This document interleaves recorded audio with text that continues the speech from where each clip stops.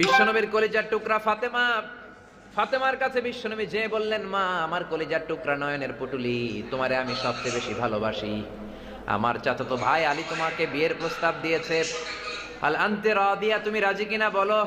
সাকাতাত, ফাতেমা চুপ করে রইলেন। বিশ্বনবী আবার জিজ্ঞেস করলেন, ফাতেমা বলো তুমি রাজি কিনা। মা ফাতেমা কথা বলে না, সাকাতাত, চুপ করে রইলেন। আবার বিশ্বনবী বললেন, তুমি যদি না বলো কেমন করে বুঝবো রে মা, আমার ভাই আলীর সাথে তোমার বিবাহের ব্যাপারে তুমি রাজি আছো কিনা বলো। সাকাতাত সাকিতা, তিনি চুপ রইলেন।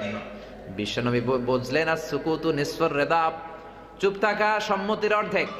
তার মানে ফাতেমা রাজি। বিশ্বনবী বিয়ের অ্যারেঞ্জ করলেন। এরকম মেয়ে এখন খুঁজে পাওয়া মুশকিল। বাপে জিজ্ঞেস করবে, মেয়ে কিছু বলবে না, বরং মেয়ে একটা নিয়ে আসবে, এসে বলবে বাবা ও দারুণ না,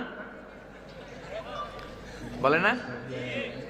এরপরে পোলাও কয়, ড্যাড আমি হইলাম ইয়ো ইয়ো, আছে না নাই?